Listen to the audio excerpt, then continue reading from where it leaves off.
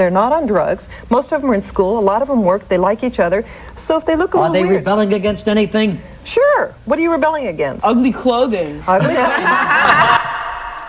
If this isn't your first time on this channel, then chances are you're into fashion or self-expression to some extent. And if this is your first time here, hi. And you've probably thought to yourself before, what would it be like if you weren't legally allowed to express yourself in this way? And if not, then I'm going to go ahead and show you anyway. Amongst other things, to spread a little bit more light on what punk is and how it affects things now, like even mainstream fashion. If that sounds interesting to you at all, then grab a seat, get comfortable, and enjoy the video. So why people in groups like punk and other subcultures dress so similarly? Well, in anything, it's easy for people in the same groups, friend groups, or anything like that to kind of dress similarly to one another. But with punk and other subcultures like this, it might stand out a little bit more. And for me, that's because of the wild hairstyles, the pins, but most of all, the studs and other various hardware parts used to be put on clothing. There still is a conformity. You can see that you all basically have things in common. You do look alike. How can you say that it's an individual expression when there truly are? Your hair is basically the same and you have tattoos and things. I don't have any tattoos. I don't think I look like Debbie, and I don't think I look like But it's the same way you guys all think that you're all You guys look a lot more alike than we do. But you all look like something else. That's what I'm saying. Is there any difference? We all look alike and you all look alike. But we're more like a family. Yeah. You see, we look out We all for like one each another. other. I've been taking care of him for like 5 years, and like he's like my brother, you know. And like, I don't even like if I didn't know her and I saw her in the street, and just because she's into punk or hardcore, and she was like, you know, need some food or something, I just buy for her because we're like a big family. You don't find that in like heavy metal and a lot of other kinds of music. Most of them are into drugs and like destruction and stuff. We're not. In the clips I'm using that you're seeing right now, everything these guys are wearing do not look store-bought at all.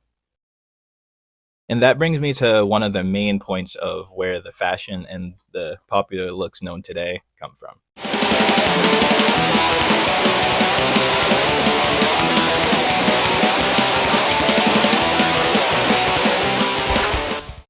It gives everything this raw, what's that word called? Authentic look that cannot be store-bought, even if you're paying thousands of dollars for factory-made distressed punk band tees. I'm by no means a diehard punk or somebody who needs to gatekeep and say that everything that you wear in the style needs to be DIY or handmade, because that would make me a hypocrite. I don't believe in consistency. Yes, I do love the music. I love DIY. I love making things myself. I think I'm pretty creative, I would say. But I am also someone who's pretty into fashion.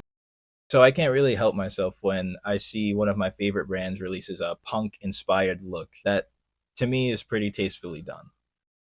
I can't remember the last time this happened, except for any studded belt I get, because I cannot make those things myself and they don't look right. I've tried, believe me. But it happens. Now, my style has changed a lot throughout the years, but there was a time where my favorite piece of clothing was something that I personally handmade. I had a lot of things that were very patchwork in nature, and that was my favorite thing to do. It was very easy, but it still it looked super cool to me. Now, I don't wear too many things like that anymore because lately I've just been trying to subdue what I've been wearing a little bit. But something I still really do like in fashion is something that's has this distressed pattern to it, or some type of distressing, even if it does look like it was factory made. That's just one way that punk music and the whole subculture kind of inspires me in how I dress to this day, even if it's not to the extent that it once was. Actually, there is something that I still do wear all the time now that I put a lot of DIY into. I think I'm using that correctly. But I'll wait a little bit later in the video to show you that. Like I said, I don't think of myself as a punk. Yeah, I really like the music. I really do hate the kind of person that gets off on abusing their power. And I've even been to a few protests to try to make a change in the world. But I am still alive after said protests, so depending on who you ask, they may not have been meaningful enough. Anyway, the point being, I really don't think I'm going to keep labeling myself like as a punk or goth or this or that, because I'm so much more than just those things and those labels. And you are too, probably. Or they might idolize the same band or a band member that dresses in that specific way that they try to emulate. Someone I take a lot of inspiration from, fashion-wise, is Glenn Danzig, his early days in the Misfits. It was a pretty simple style, all black outfits basically, but he had some attitude with what he wore. Black worn jeans and these big biker boots with straps. I love boots, and I really do think they can give the simplest of outfits just a little bit of attitude and edge. I also like really dressing in all black outfits, but with pops of color or one really defining part of the outfit. And I'm kind of noticing it's either been studded belts or some type of boot that does that for me. These are the boots that I wear most of the time. They're just combat military boots. I think they're actually modeled after what paratroopers wore in the 1950s or 1970s, up until pretty recently.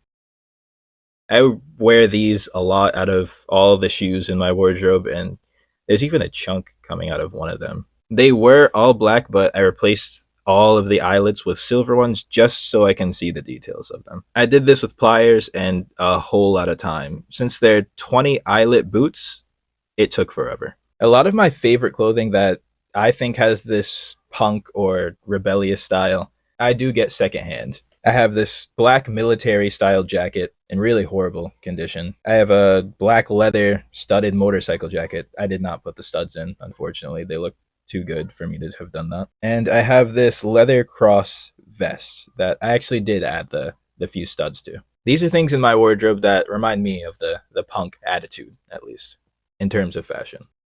Karena kita melihat realita di sekitar kita sama dengan apa yang diperjuangkan oleh punk, tapi itu semua berasal dari jiwa seseorang. Punk itu bukan sekedar gaya.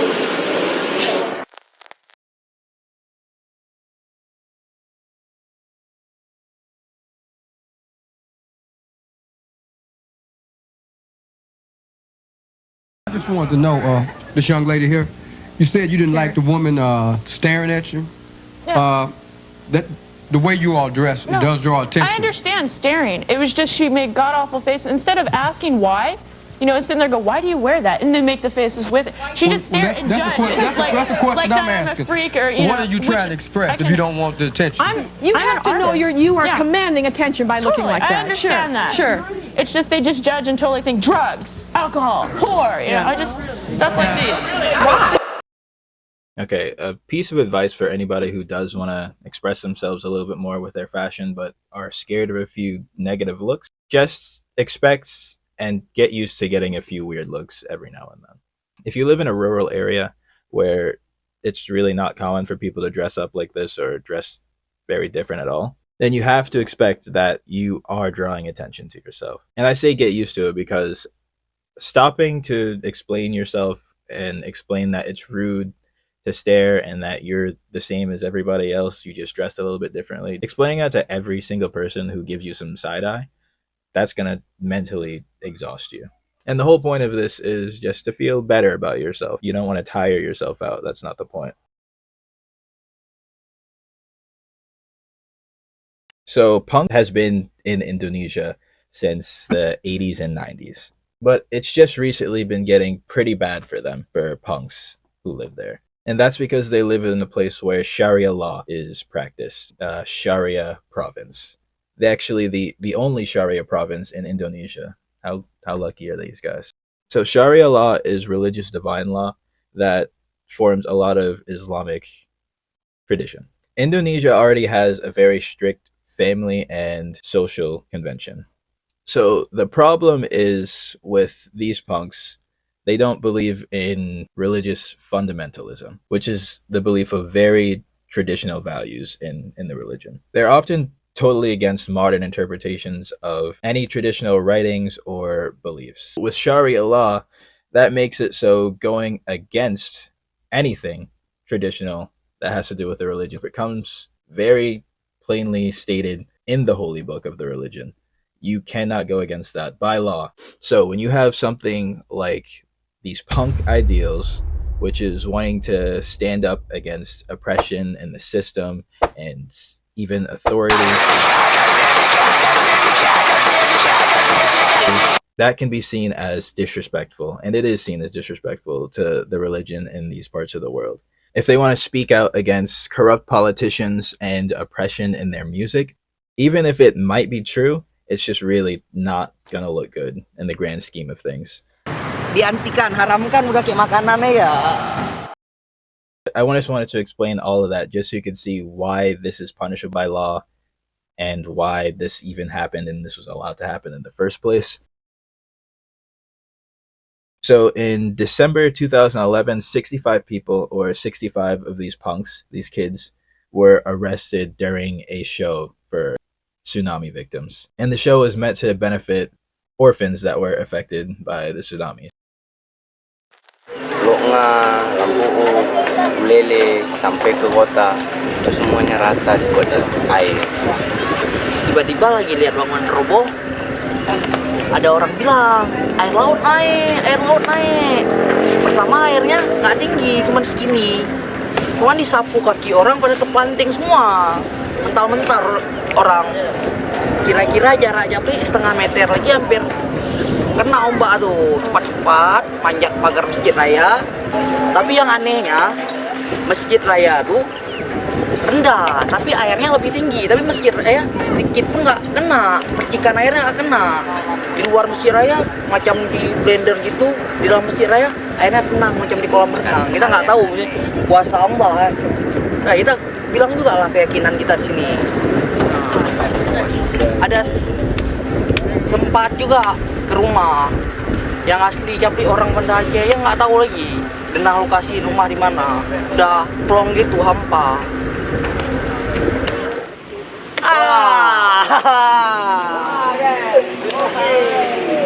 Do you hang out here every day? Iya, museum street punk skate. Nama bandnya Trotoar Chaos.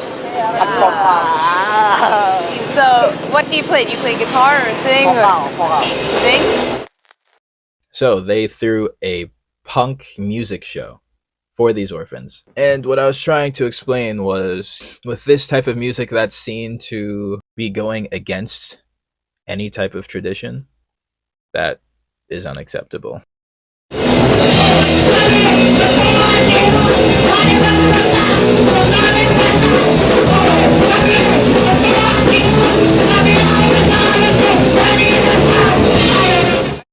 So they were arrested and they were forced to go moral rehabilitation, and they were forced to pray, and they were also forced to participate in military type training and military drills. They also said the Sharia officers would beat them on the regular, use them as punching bags, in his words is what he said, every day that they were in there. They had to wear uniforms and their heads were shaved, they were stripped of all their punk clothing and it was burned. They also had to wear uniforms to strip them of this punk identity that they had. So they all looked basically the same, shaved head, and you had to wear a uniform. None of this self-expression, whatever the hell that is. Just try to imagine how you would feel if that happened to you, if someone did that to you. If someone stripped you of all the clothing you loved, your big ass goth boots, your Balenciagas, or God forbid, your big red boots even, and then they shaved your head. So many people who have fun picking clothes and having a different look would be absolutely devastated. Not just because of the officers beating you on a regular basis, but just because of what this whole ordeal might do to somebody mentally. There's a lot of punks, they just became punks because they're attracted to the violence.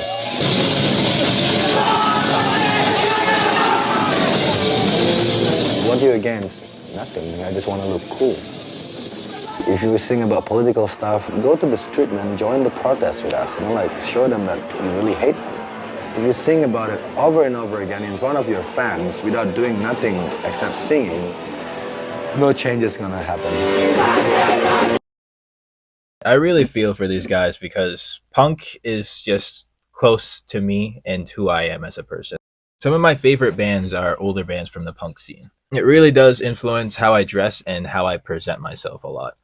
It doesn't really influence my mindset or my outlook on things because I think it's the other way around. I think that's something that would draw someone towards punk music. That's kind of what draws me to it anyway. And I can only 100% accurately talk about myself and what draws me to it, which is a perpetual state of hopelessness, paranoia, and being somewhat jaded with the state of the world. If I could try to summarize what punk is on the surface, at least, it battles or gives all of these issues that I have center stage, just in the subject matter of the music and the whole attitude of the scene itself. But people can also just find that it's very catchy, because sometimes it is, and other times it sounds like shit. And I don't know if that's pretentious or not, but if it does sound horrible, sometimes that like kind of adds to it. So a huge problem that they talk about in the documentary is these poser punks,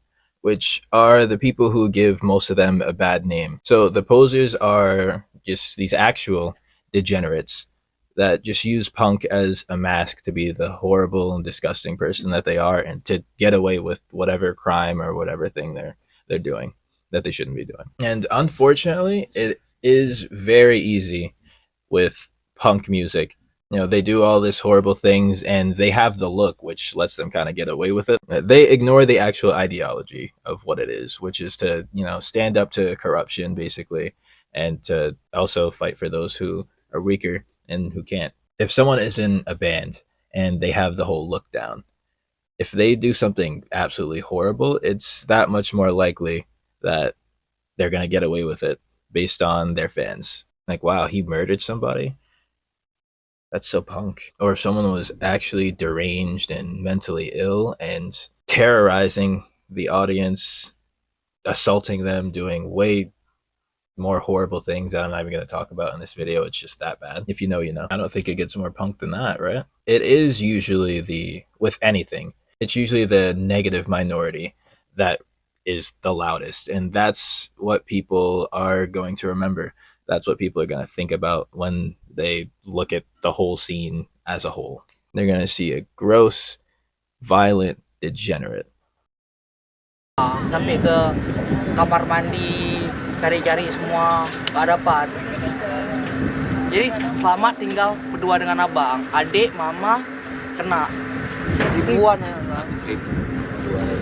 200 ya, 200 Iya, kangen sama adik, dulu punya adik capek, tapi sekarang nggak ada lagi. Wah, Sandy lah ya dia adik angkat gitu. Kenalnya dari siap ngamen, jumpa Sandy. Makan nasi sama-sama karena dia lapar, kasihan capek lihat. Udah gemetar dia. Makan sama-sama satu bungkus berdua. Terus siapa ditanya, Sandy, daripada kayak gini mending kita ngepang, Sen.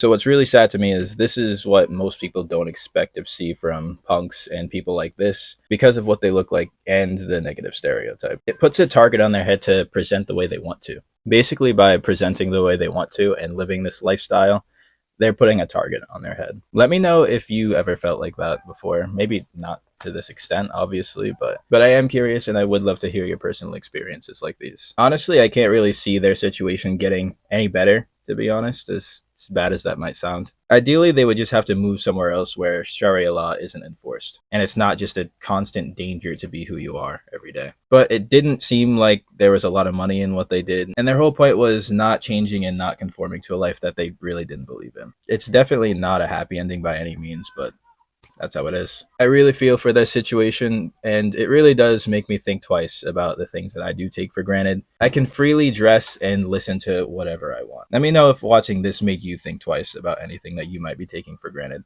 If you enjoyed any part of the video, or maybe if you even learned something from it, then give it a like. And if you want to see more stuff from me like this, then subscribe to the channel and feel free to let me know in the comments too. I had fun making this video, I learned a lot from it, and I hope you did too. I'll see you guys in the next one. Thank you for watching.